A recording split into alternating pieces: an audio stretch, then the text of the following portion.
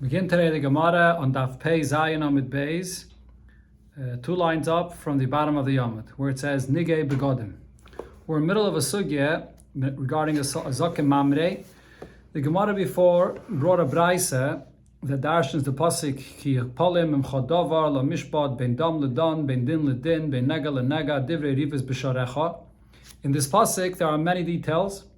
And in the Braise on Daf Pei Zayin Amid Aleph, the Gemara explained all the details of what's learned from this pasuk.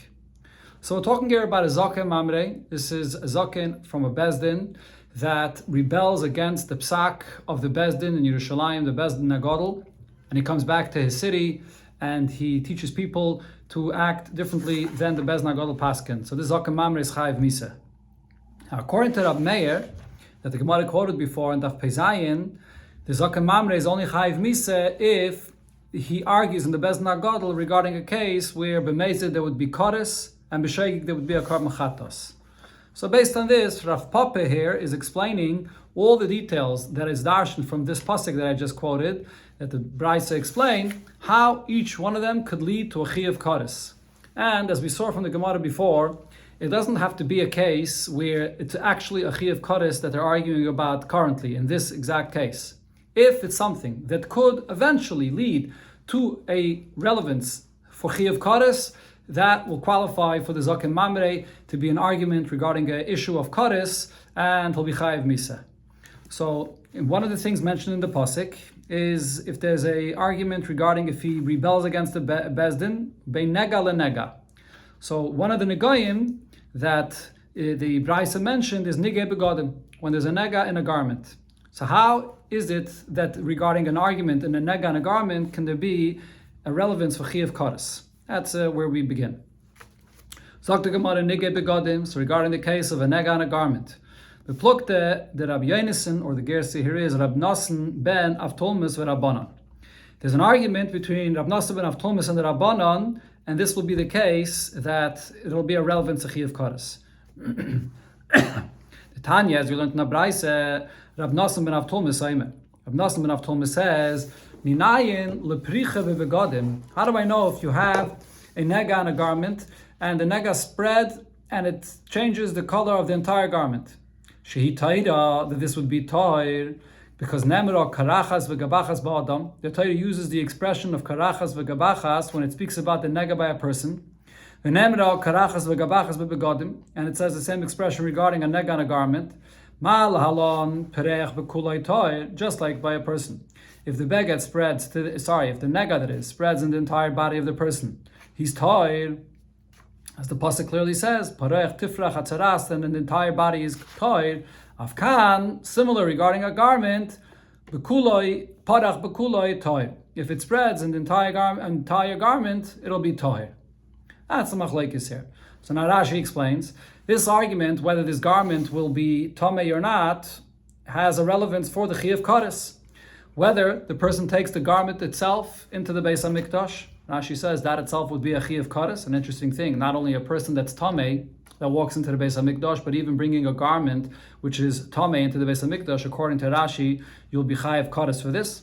So if the Zaken Mamre argues regarding this subject, whether it's Tamei or not, and he says it's not Tamei, so he's being matir something which is a Chiyuv Kodesh, or in a case where a person that touched his garment and became Tamei, and he walks into the Beis HaMikdash, so if the Zaken Mamre argues about this, this is also the person that would be Chayiv Kodesh walking into the Beis HaMikdash.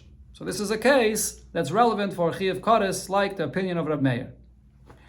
The next case it said in the Braise, when it says in the pasuk Divrei, so again the expression that it says in the pasuk is Bein Nega Lenegat, and the next thing it says Divrei Rivois. So the Braise before Darshan, the word Divrei, things that are based on the words that a person speaks, and it's regarding such a kind of halacha that the Zaken Mamre is rebelling against the Bezdin, Elu ha'arochin v'acharamim v'hakdeshes.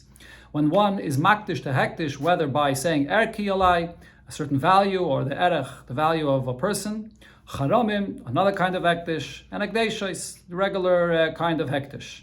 So what are these halachas that there could be a relevance of a Chiyuv Kodesh? So the Gemara explains ha'arochin. Regarding the case of Arochin, beplukte the Rab Meir v'Rabbanan. This is an argument between Rab Meir and Rabbanan, the Tanan or the Tanya. We learned in the Braise. If a person says that the erech, the value of this child that's less than 30 days old, I accept upon myself. The thing is, in the Torah, when it talks about the different values, they are set according to the age of a person. By a child that's below 30 days old, there's no din of erech, because the pasuk says v'im b'ben chodesh. So, but the person did say that he's going to dedicate to hektish the value of a child less than 30 days old. Rav Meir So Rav Meir says he has to give whatever his value is. Now, there's no value that the Torah sets, but you have to look at what the value of this child is, how much it could be sold for. Chachamim say loy amaklum. What he said in this expression of erki regarding, or erech, of this child that's less than 30 days old, his words are meaningless. In other words, the argument over here is, when a person says something like this, do I say that his words are not dvarim b'telem, so it's not the erech of the Torah, but you still have to give the value of the child? Or do you say, no, because he used this term of erech, and the Torah does not refer to a person younger than 30 days old, so it's dvarim b'telem, there's no din of erech here. That's the machlekes. So Rashi explains, tu pshatim and Rashi, what could be the relevance for a chiyuv of kodesh? If you take this money that person said regarding a child that's below 30 days old, and now you want to be mekadesh isha with it, so the halacha regarding taking hektish and being mekadesh isha with it, if you mekadesh isha with money that's dedicated to hektish, and she doesn't know that this is hektish money, the kedushin does not take effect. So right here you have the relevance machlokes between Rav Meir and the Chachamim. According to Rav Meir, this is money of hektish. So if you mekadesh isha, she won't be mekadeshes. According to the Chachamim, she will be mekadeshes. If the Zaken Mamre paskins like the Rav Meir against the Bezdin that paskins like the Chachamim, so she's an Eishes Ish, and the Zaken Mamre is saying that she's not an Eishes Ish when you used this money. So that's Eishes Ish is a chiyuv of kodesh, and therefore it can come out a relevance for kodesh. The other pshat Rashi says is that regarding this money that's dedicated here to hektish, and it's an argument whether it is hektish or not, so will there be a din of me'ila regarding this, that you're misusing it? And then when one is moil from hektish b'sheigig, you have to bring a carbon asham. And the carbon asham then becomes kachim. And one that eats from it while his body is tameh, he eats from this carbon asham, so he's chayiv kodesh. But if this is not hektish, like Chachamim say that the me'ila here was not a me'ila because this money that was dedicated was not hektish at all, so then there is no carbon here. This carbon that was dedicated for this me'ila is just chulin. It's chulin that was brought in the azara, and if someone would eat from this while he's tamei, there is no chiyuv kodesh. So regarding this carbon here that's brought in this case, whether it's a carbon or not, and someone that eats tamei from this carbon, whether there would be a chiyuv kodesh or not, that's another relevance where the argument of a zaken mamre against the bezdin relates to kodesh. The Gemara goes on to say regarding charamim, another kind of hektish. Hacharamim beplukte de Rabbi Yehuda ben Beseira v'Rabbana. The argument that if a zaken mamre is arguing and is rebelling against the bezdin would be regarding the case that Rabbi Yehuda ben Beseira and Rabbanan argued it's not, as we learned in the Mishnah. Rabbi Yehuda ben Beseira says, Stam charamim, if a person uses a plain expression of that I'm being machrim to hektish, what is this? What takes effect? Lebedek habayis. So the cherem is for bedek habayis. It belongs to the fund of hektish for what's needed in the Beis HaMikdash. Shenema, as the pasuk says, Kol cherem kodesh kadoshim hu l'Hashem. So the term kodesh kadoshim hu l'Hashem means that it belongs to hektish. If a person specifies that the cherem should be for a kayin, then the cherem will go to the kayin. But a stam cherem goes for the kachim for bedek habayis. However, the chachamim say stam charamim la kayin. When one says that he's being machrim, so then that cherem takes effect that now he gives it as a donation to the kayin. Shenemar, the pasuk says, Kisdei hacherem la kayin tia achuzasei. That the cherem that will be given to the kayin from a property that he inherited, the cherem is that it belongs now to the kayin. So according to the chachamim, after you give it to the kayin, it doesn't have a status of hektish. It's just owned by the kayin. Now, the Bryce continues and explains, according to the Chachamim, what does it mean in the pasuk when it says that the cherem is kodesh kadashim l'Hashem? What it means is it's teaching something else. Shachal al kachim kachim al kachim kalim. That cherem could take effect even on kachim kachim and kachim kalim. As Rashi brings there, the Gemara explains in Erchin that even if someone already dedicated something as a carbon, whether kachim kachim or kachim kalim, and then he says that he wants to be machrim the value of this carbon. So if it's something which was a neder, and then the halacha by a neder is if it gets lost, then it's the responsibility of the owner to replace it. So then the value of his chayrem will be whatever value we would have to replace if it gets lost. If it's in a dove, so then the person is not responsible. So then he has to give less for the value of this carbon that he's saying that it's a chayrem on. But the point is that the words kachim here, the pasuk is saying that you could be machrim even something which is already dedicated as a carbon. Okay, but now the point is that right here we see that there's a machlokes regarding this chayrem, the term chayrem, whether it belongs to the kayin or belongs to hektish. Now, if someone is going to be mile from this money, is he mile? If it belongs to hektish, there's a din of meila, and then you have to bring a carbon. But if it belongs to the kayin, once you give it to the kayin, it's not hektish at all. So if one uses it, there's no din meila here. So when you bring a carbon, like Rashi mentioned before already, what's with this carbon when someone's mile from this? Is this a carbon asham or is it not? And if it is, one that eats from it while he's tamei will be chayav kares. And if it's not a carbon, so then even if you eat from it when you're tamei, it's not a carbon. There's no chayav kares. So the same nafkamina and this, like the second shot that Rashi said before, applies here. And similar in the next case as well. Hekdeisha is the case of hekdeishes. What argument is there that there could be a relevance for kares? The plukte, the Rabbi Eliezer ben Yaakov, the Rabbanan. The Tanya, as we learned in Abraham, Rabbi Eliezer ben Yaakov, Rabbi Eliezer ben Yaakov says, "Afilit sinoira shel hektish." Even if you have a little fork of hektish, Rashi says this is a fork that's used to spin gold with it. Tzricha asara b'nei yadam livdaisa. If you want to redeem it from hektish, it has to be by the evaluation of 10 people. And this is what we learned in the first Mishnah and the Masechta actually, where it says that because it says in the Parsha regarding pidyon of hektish 10 times kayanim, so therefore it has to be no less than 10 people. However, the Rabbanan disagree with this, and the Rabbanan say it's enough to have 3 people. Now, so if we hear as well, in such a case, if it was redeemed with less than 10 people, will it still be hektish, or did the pidyon take effect? And now if someone's moil from this, and then he wants to bring a carbon, and someone ate while it was tamei from this carbon, the same nafkamina like explained before, will this person be chayiv kares for eating from this carbon? If it was still hektish, it's a carbon, and he's eating from the carbon while he's tamei, and he's chayiv kares, and if not, then there's no chayiv kares. So here as well, when the Zokim Mamre argues on the Bezdin, this is relevant to a chayiv kares. Then the Braisa before said, when it says in the pasuk the word rivais, divrei rivais, the term rivais means something which is a quarrel. That's zashka saita. The case of a saita, which is a result of between the husband and the wife, they're not getting along. Varifa se egla, or the case of an egla arufa, when someone was found dead, which was a result of something that happened negative, rivais. Or taris mitzaira, a case of mitzaira, where you're being mitayra mitzaira that became a mitzaira because of the lashon hara that he spoke. So, what is the relevance of kares regarding these 3 cases? So the Gemara explains Ashka saita beplukta Rabbi Eliezer Rabbi Shua regarding having a saita drink the waters. And the case of the saita is when she got a warning from her husband not to go privately, to be secluded with another man, and she did. So here there's the following machlekes. So the Tanan in the first Mishnah of Masechta Saita it says Hamekane leishtai.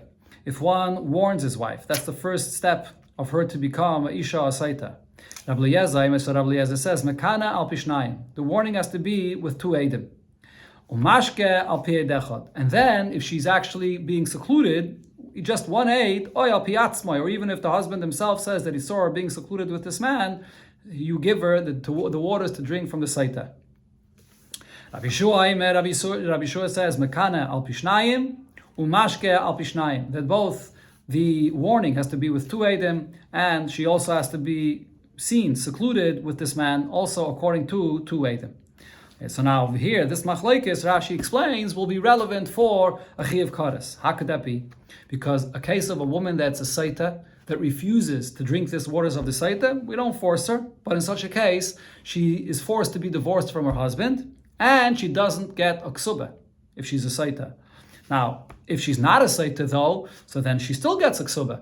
So in this case where there was a kinui, she was warned with 2 Eidim, but not secluded, that is, with 2 Eidim, just with 1 Eid, that's a machlekes between Rabbi Shua and Rabbi Eliezer, whether she qualifies to be as a Isha Saita.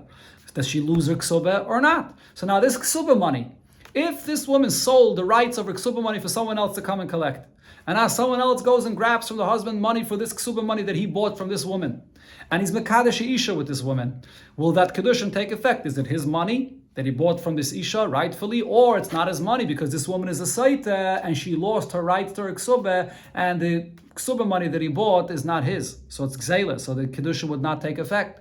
So again, the relevance of Kodesh here in this case is similar to what we had before when you mekadesh isha, which would be a ish or not, and that's a chi of Kodesh. And if the Zakamamri argues about this, he's arguing about something that could lead to a chi of Kodesh.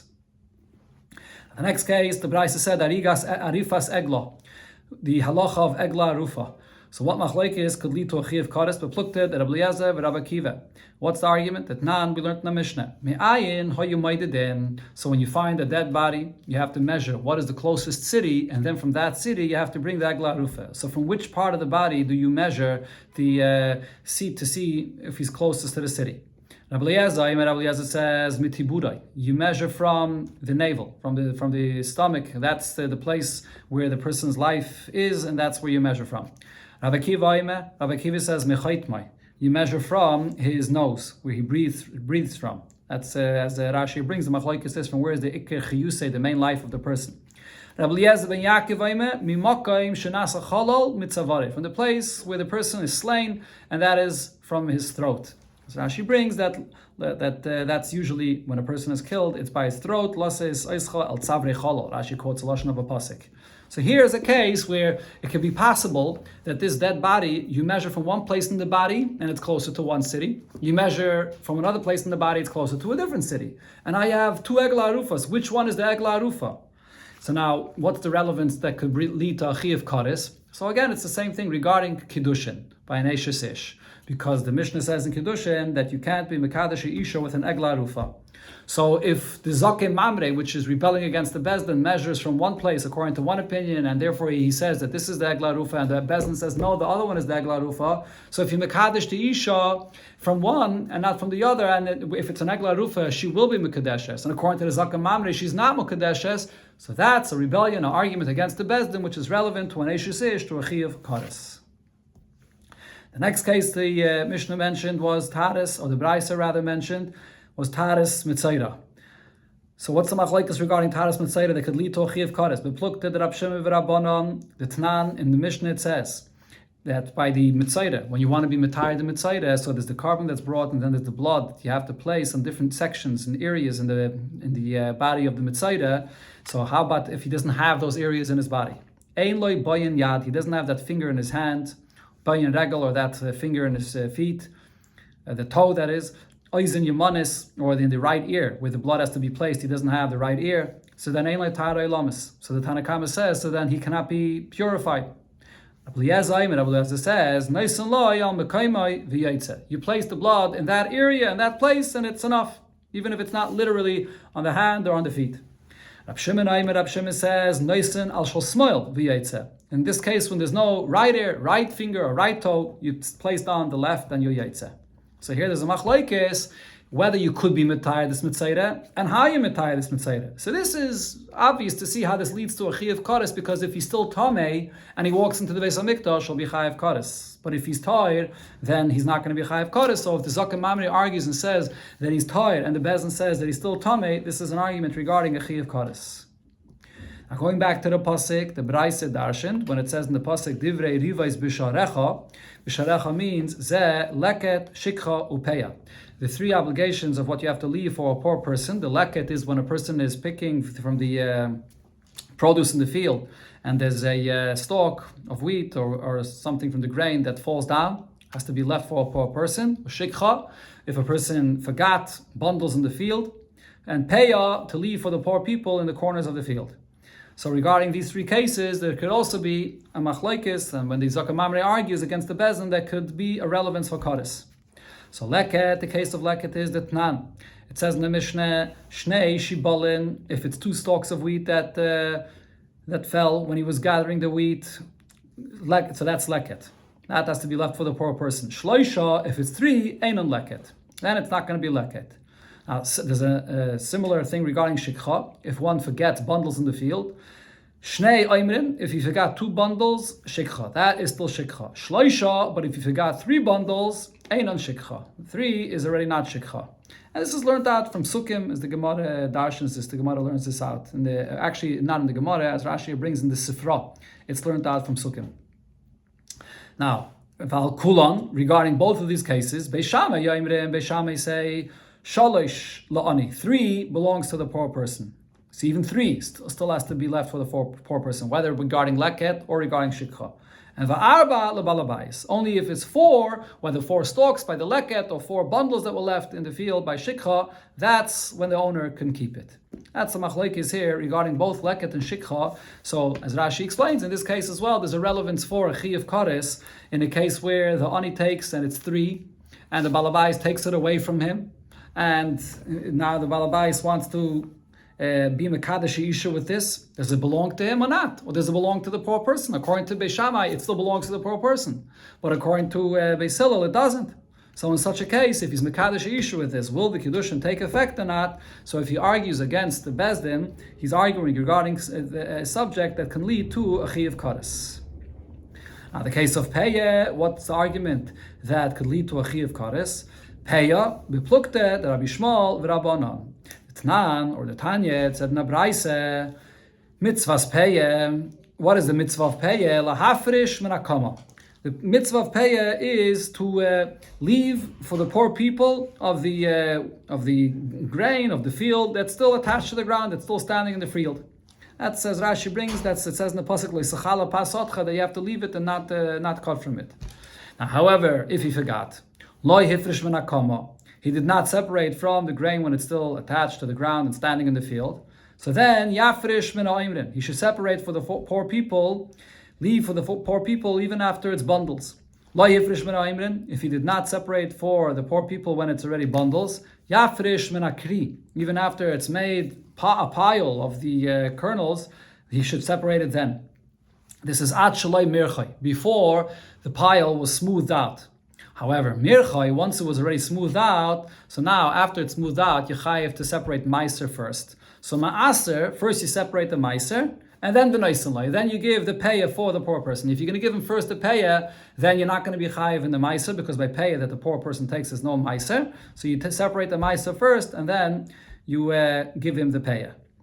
But after this point, if you took these kernels and you ground it and you made a dough out of it, so then there's no mitzvah of pay anymore, because according to the Tanakama, once you make a flour out of it and you make a dough out of it, it was changed, is a shinui, and now the balabas is kind of this with a shinui, even though he had the mitzvah of pay, but he's kind of this, and therefore the mitzvah of pay does not apply anymore.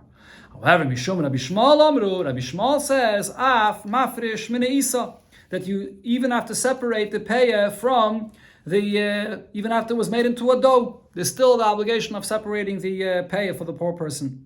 So therefore, over here as well, in this case, you see the exact same machlokes. If one is giving payah at this point, in this case, when there's a machlokes between Rabbi Shmuel and the Tanakama, is this going to be payah? According to Rabbi Shmuel, it belongs to the poor person, and according to Rabbanan, it doesn't belong to him.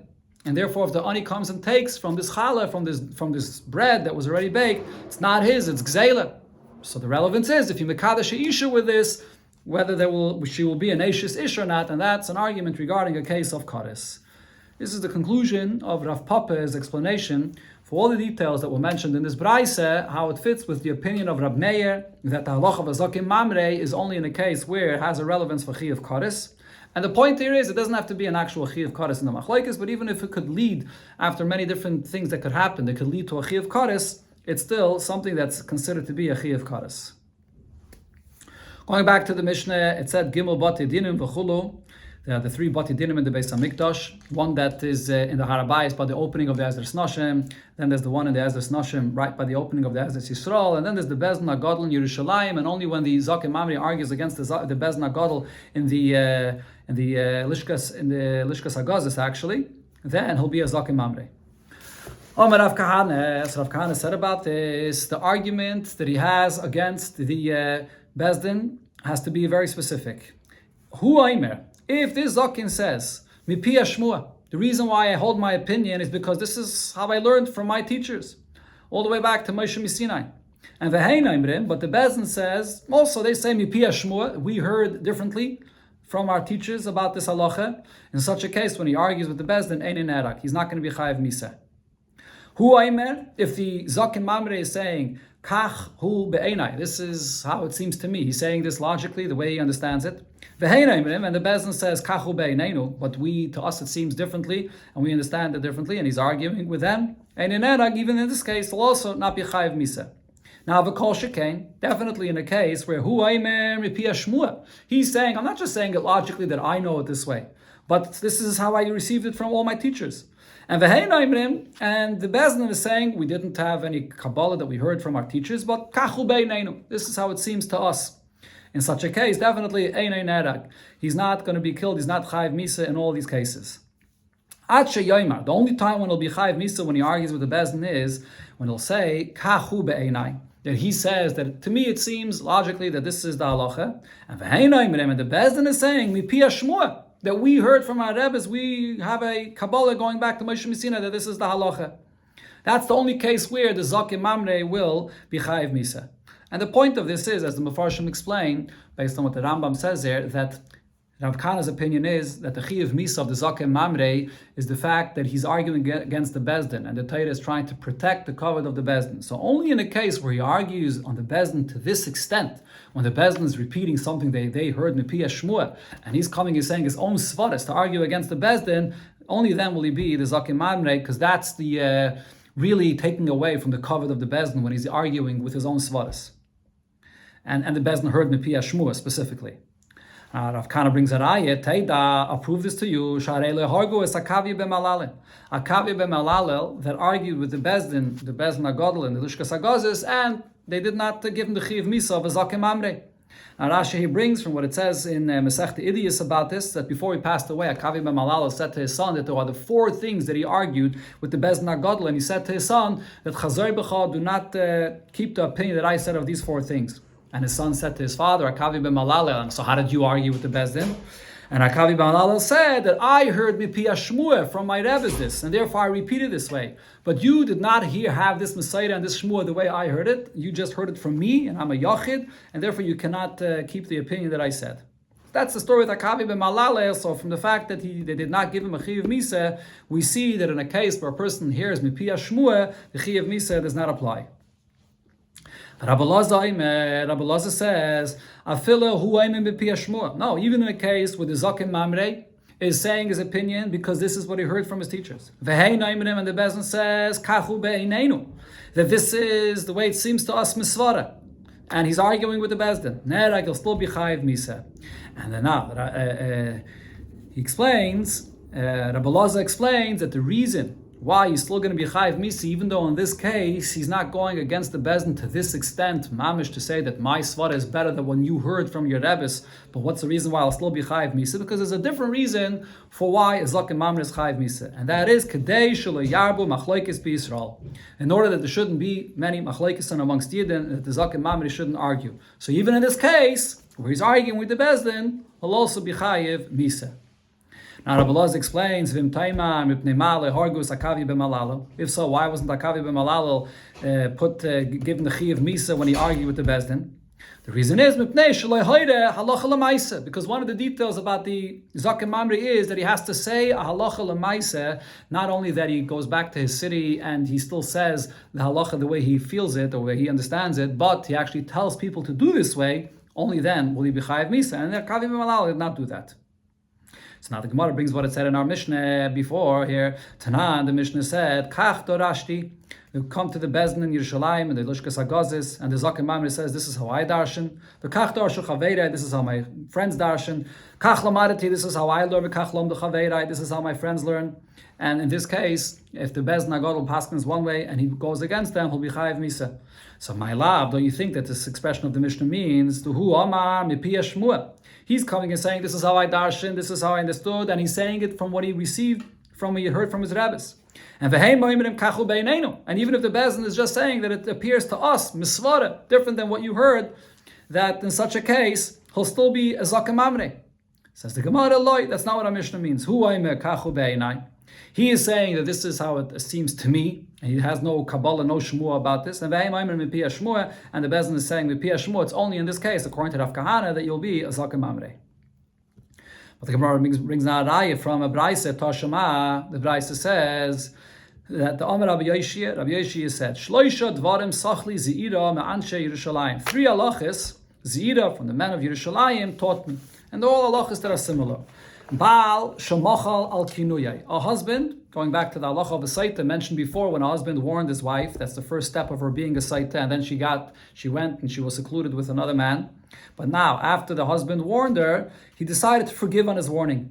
So kinuyai machal. So his warning is forgiven, and now she will not be a saita. Ben saita umayra. In a case of a ben saita umayra, the child that when he does what he does the first time, when he steals from his father money and he goes and eats meat and drinks wine.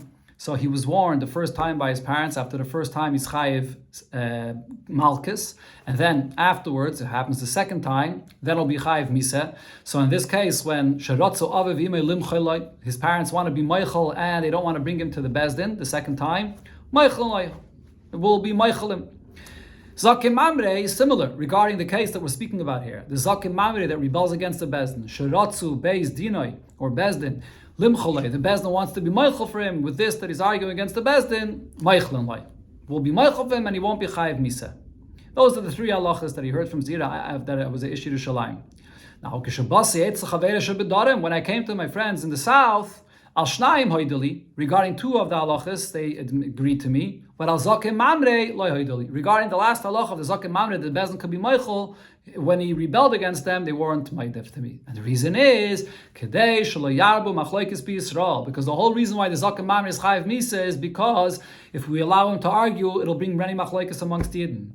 Says the Gemara to Yufte, this refutes what Rav Kahana said, that the issue is not the machlokes, but it's dafke when he argues against the Bezdin in a specific way, as he explained before. But here we see clearly that the reason is machlokes, and then it's even if the Zaken Mamre says that I know this mipi Shmua, and the Bezdin says only misvara, nevertheless, if he argues, he'll be chayiv misa. Tanya Rabbi Yosi said, in the beginning there wasn't machlekes or many machlekes amongst Yidden regarding halachas.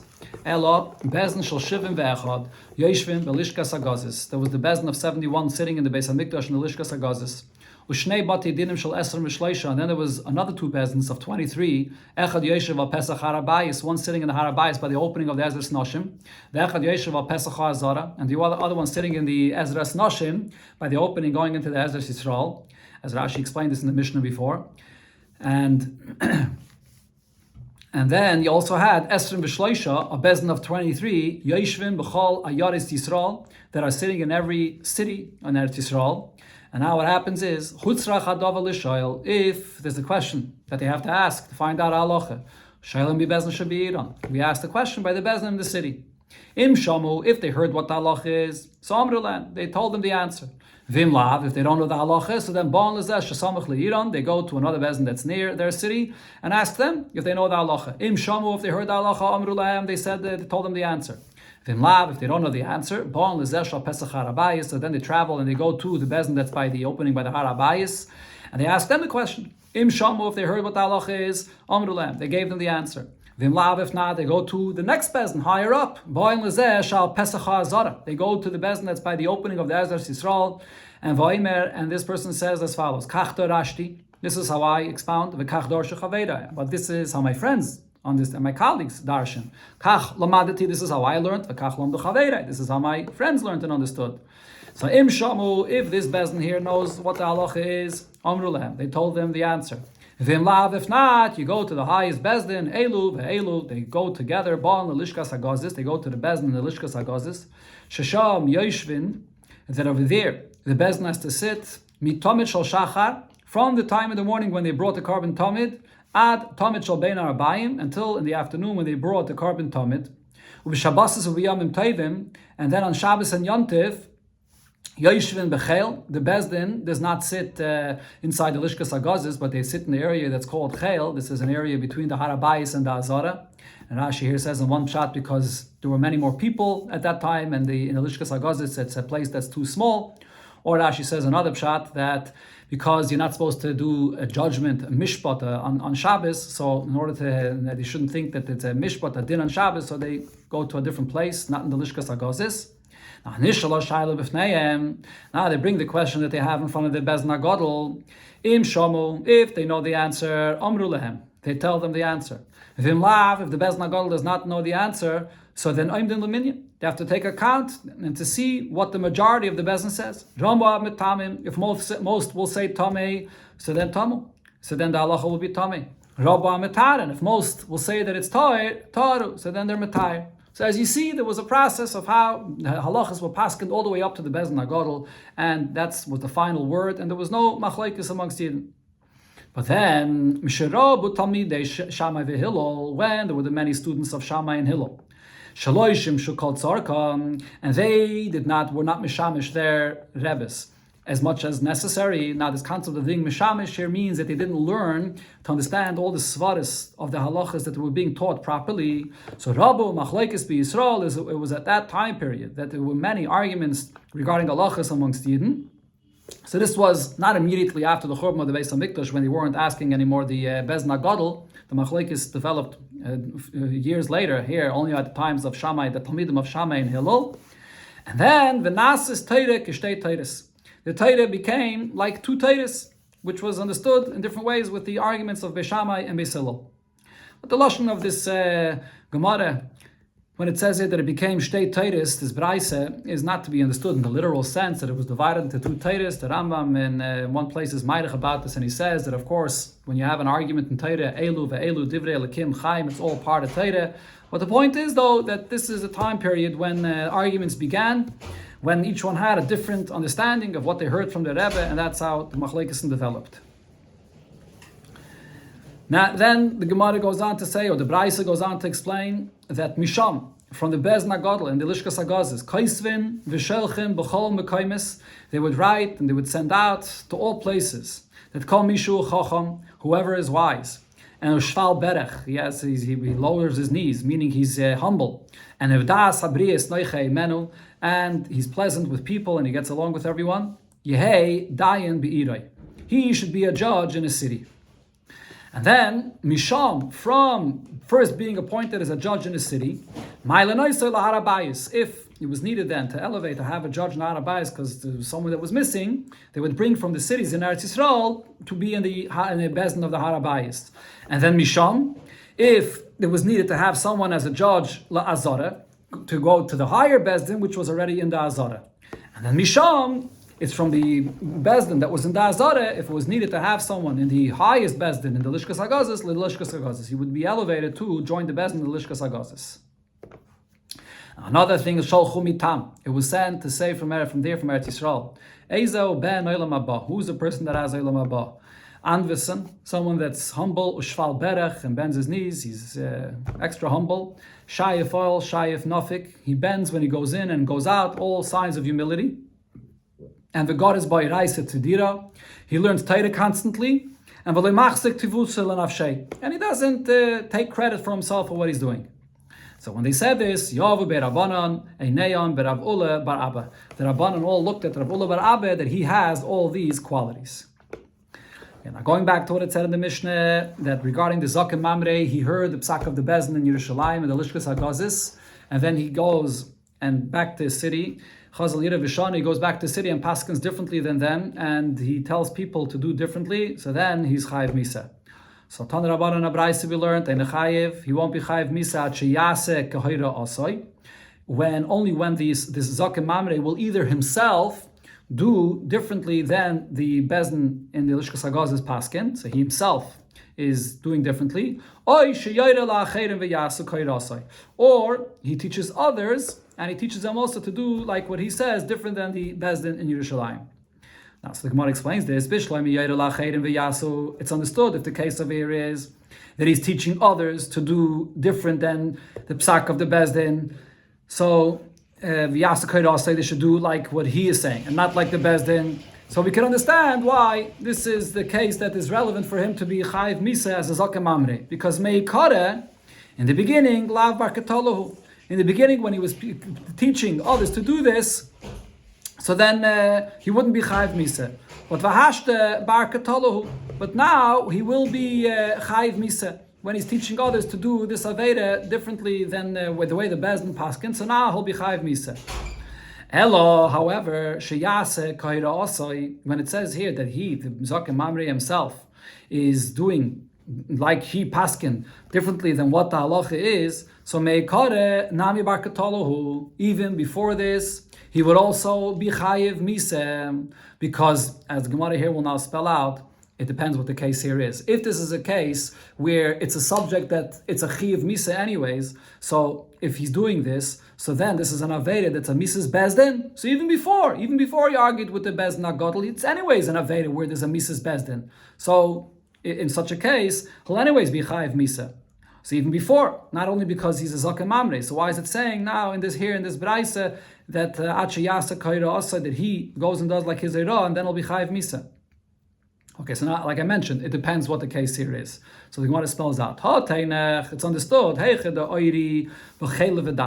if he comes and paskins differently than the Bezdin Agadol regarding a matter of the forbidden fats or blood, which is not a chiv misa. So the meikare, in the beginning, if he would paskin different than them and he ate the fats or the blood, so he's over on iser, but lav barkatalahu. But this is not chiv misas Bezdin. V'hashte barkatalahu. And now we'll be chayiv misa because now he's a zaken mamre going against the Bezdin. But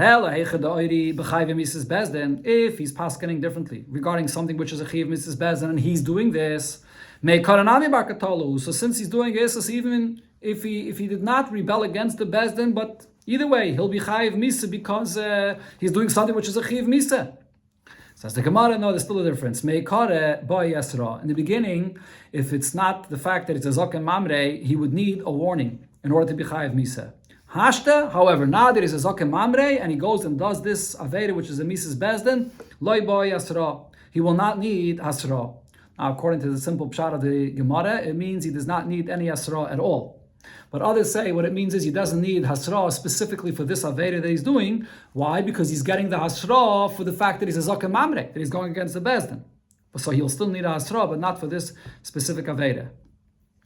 However, the Gemara says, mesis, how about if the case would be regarding a mesis, one that convinces others to serve Avodah Zarah?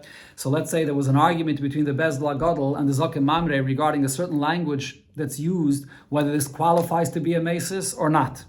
The loy boy asra, regarding a mesis, as we learned earlier in the Masechta, you never need asra by a mesis. It says leisachma v'leisachasa olav, that he's chayiv misa even without asra. So what are we going to say regarding this? What difference is it if he's a zaken mamre or not? Either way, he'll be chayiv misa for being a mesis.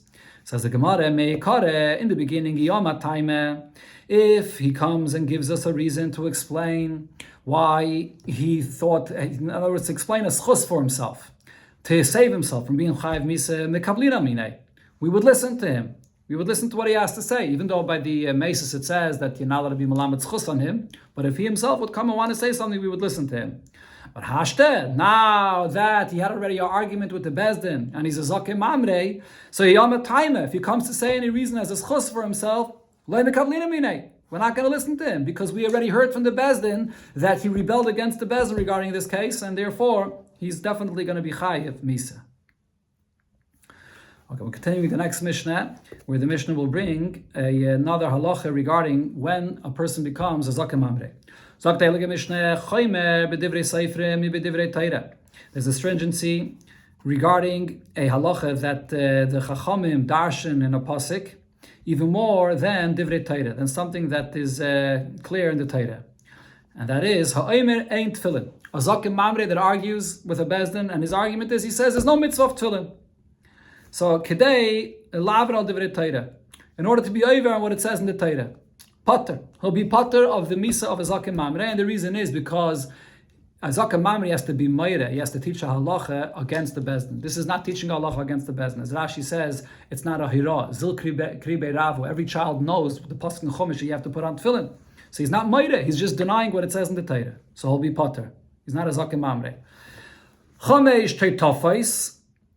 However, regarding a zaken mamre that darshans and says that even though the chachamim darshan from the pasuk that the tefillin should have, the tefillin shel rosh has the 4 batim, the 4 compartments, as Rashi brings, that the Chachamim, the Seifrim, they darshan from this that it says litei tafes, and then the third time it says litei tafes with a vav. So together this is 4 batim. So he argues on this drasha of the Chachamim, and he says that it should be 5 chayiv. In such a case, he will be chayiv. This is arguing on a pasuk and the drasha of the Chachamim, and this only then will he be chayiv. Now this Mishnah here does not fit with the opinion that we learned about before, which is Rab Meir's opinion that it has to be something which is relevant for Kodesh. This is a mitzvah saseh, and there's no relevance of this that can come out to lead to Kodesh. But this could follow either the opinion of Rab Yehuda or Rab Shimon that was mentioned earlier, that even if it's not a chiyuv Kodesh, he can still be a zaken mamre. Now the Gemara brings another opinion about the zaken mamre. Amar Rabbi Lazar said, Amar Rabbi Ishia, in the name of Rabbi Ishia, Einoi chayiv. The zaken mamre will not be chayiv only if it has the following qualifications, and it's very specific. El al davar sheikra midivrei Torah has to be something that it's primarily a mitzvah min Torah. Upirushai midivrei seifrim, but the explanation of the mitzvah, Chachamim learned out and explained what the mitzvah is. And then v'yashboi lo haisif, and it's something that you could add to what the Chachamim darshaned. But then v'im haisif, if you would add to what Chachamim darshaned, geireya, you will detract from the whole mitzvah, meaning it will passel the whole mitzvah and you won't have the mitzvah. That's all the qualifications to be a zaken mamre, and this is based on, the Gemara here will say whose opinion this is. Now, but what's the only example where you have such a case? Ve'ein lano ela tefillin. The only case that this is possible will be regarding tefillin, the case that was mentioned in the Mishnah.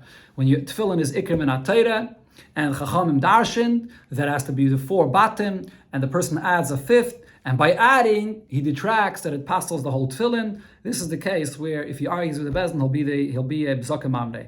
Now says the Gemara, who according to whose opinion is this? Alibe de Rabbi Yehuda. This follows Rabbi Yehuda's opinion that was quoted before in the Gemara on Daf Pei Zayin, where he learned out when it says by the zaken mamre, it uses the term Torah, and it uses the term Yerucha, and therefore it has to be something which is min Torah, but then Yerucha, the Bezdin darshan this, and it has to be something which was a davar. It says there in the pasuk, the term davar is something which is a mitzvah, and then the person adds to the mitzvah, and he detracts, he pastels the whole mitzvah.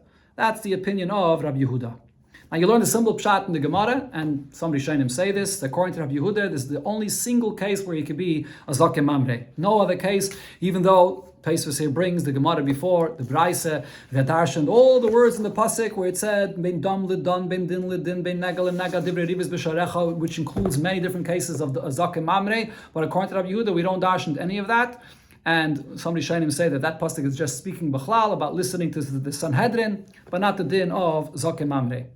But other Rishonim, however, say that Rabbi Yehuda is not arguing on the din of zaken mamre regarding Yisurim, where there's a din of a zaken mamre. But he's saying regarding a mitzvah saseh, the din of zaken mamre will only be specifically in this case. Okay, but now the Gemara asks, why are we saying that this is only relevant by tefillin?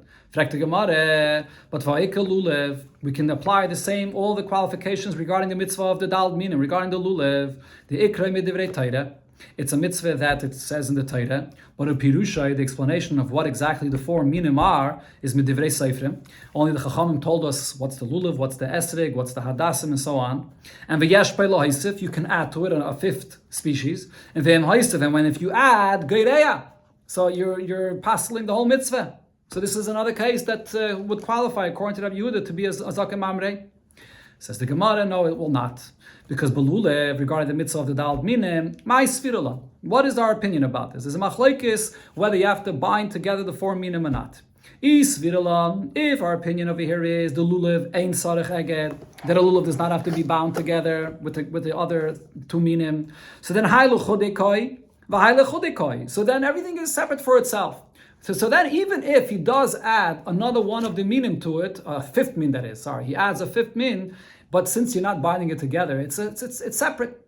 There's no Bal Tosef here. So if he's not over on Bal Tosef, so he's not ruining the whole mitzvah at all. So therefore there's no Isser Bal Tosef B'chlal, and there's no Zaken Mamre that applies over here. That's according to one pshat in the Gemara. Other Rishonim actually say that in such a case, he will be over on Bal Tosef. However, the mitzvah will still be a mitzvah. He'll have the mitzvah because he has the Talad Minim, And the fact that he adds the fifth min because you're not binding it together, you don't have to bind it together, so it doesn't take away from the fulfillment of the mitzvah. But he's also always over on Bal Taisif. But because it doesn't take away, it's not gereya from the fulfillment of the mitzvah, this doesn't qualify to be a zakim mamre if he argues regarding this. So that's if you hold that the lulav does not need to be bound. But if we hold like the other opinion that says that the minim, they do have to be bound together. So then if so, in such a case, garua v'oimedu. From the beginning, when he ties it all together, so then it never qualified to be a mitzvah b'chlal. It's an extra min which is bound together, and it's not the dal minim. In order to qualify to be a case of zakim mamre, it has to be a mitzvah, like I mentioned, a davar, a mitzvah, and then he adds something that takes away from the mitzvah. But in this case, if he adds, so then it's not going to be a mitzvah in the first place. Okay, so now what this means is, as you see here in Taisvis and the Rishonim explain, if he took the dal minim into his hands, and he has the mitzvah of the dal minim, then later on he adds a fifth min and ties it together, but once he took the dal minim, he already did the mitzvah. So even if he adds a fifth min later, he's not adding anything, he already did the mitzvah. If he adds the fifth min right in the beginning when he takes it into his hands, so from the beginning it never was a mitzvah. It has to be a mitzvah that he's adding. Mashenkin by tefillin, the mitzvah of tefillin, you wear tefillin a whole day.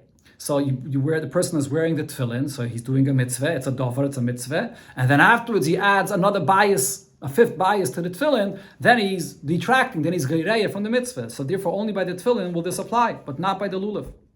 The Gemara asks a similar question, but v'oikit tzitzis, why can't we say that you have these qualifications by tzitzis? The ikroi midivrei Torah, tzitzis is the mitzvah min ha-Torah. Upirushay, the explanation of the mitzvah of tzitzis is medivrei seifrim. How many strings do you need to have on each corner? So that's the Chachamim darshan. It says in the pasuk gedilim. So gedil means 2 strings, and then gedilim means another 2. So that's the 4 for each corner. And then v'yesh belo haisif, you can add to it if you add a 5th, and v'im haisif if you add a 5th, geireya. It detracts. It takes away from the fulfillment of the mitzvah. So here you have the same case that could qualify if the zakim mamre adds, and he argues about this, he'll be a zakim mamre. So again, the Gemara says, similar to what it said by Lulav. Bit tzitzis my sviralon. Regarding tzitzis, what do we hold about this? Sviralon, if we follow the opinion, and the Gemara in Menachos brings this machlekes, the keshara el yoin lav doiraisa, that the knot that you make, the first knot that you make with its strings right near the garment, that's not a knot that has to be made minatayra. You just place the strings into the garment. If so, haylo chodikai v'haylo chodikai. So the 5th string that he places in is separate. So, as I mentioned before, according to one opinion, you're not even over on Bal Taisif, or maybe you are over, but it doesn't detract from the mitzvah. So therefore, this is not a case that qualifies that he would be a zakim mamre. It's not tied together. If we hold that the kesher elyon is minat Torah, so then garu avoimid. So then he puts it in, and right away the 5 strings together, and he ties it together. So then it's already garu avoimid. So therefore, in such a case, it wasn't a mitzvah that he detracted from later, that he was megareya later. So it doesn't qualify for zakim mamre. Okay, but now based on this, the Gemara goes on to ask that we could ask similar regarding tefillin, that he shouldn't be a zakim mamre there either. Why? If so, tefillin nami. Why wouldn't we say by tefillin as well? If he makes 4 batim in the tefillin as it's supposed to be, and then he just brings and adds a 5th bias to the tefillin and puts it near the other batim, so then you can argue and say, just like we said regarding the lulav and the tzitzis, that if you add another min, it's separate, and it's not about taisif, and it doesn't take away from the mitzvah. So say the same thing by the tefillin when he adds a 5th bias, that it's separate, and it does not take away from the mitzvah. And if he made it from the beginning 4 batim together, 5 batim together, and that's why it's going to be a problem. It's not a mitzvah in the first place. So then garu avaymedu. So then that means it's not a mitzvah in the first place, and there's no. He's not detracting. He's not breaking the mitzvah after it was a mitzvah, and it doesn't qualify for a zakim mamre according to Rabbi Yehuda. So the Gemara explains. No, Amar Rab Zayda said that here the case really is that he has the 4 batim in the tefillin. And then he adds the 5th. So even though we just said, but that 5th could be l'chudei, it's separate and it doesn't take away from the mitzvah. But nevertheless, bayis chitzay she'ein royes ha'avir pasul. the outside bias, if it's not exposed to the ear, you add a fifth bias, and therefore now the outside bias that's supposed to be open to the ear is not, it passels the whole tefillin. So therefore, even though it's l'chudei koi, but it does passel the tefillin, and some Rishonim say that it has to be glued together or tied together, and then it passels the tefillin. Therefore, this is the case that will qualify for the zaken mamzer according zaken mamre, that is, according to Rabbi Yehuda, where it was a tefillin, and then he added the fifth bias, and now it passeled the tefillin. Therefore, this is the only case, at least by a mitzvah saseh, according to Rabbi Yehuda, that'll be a zaken mamre.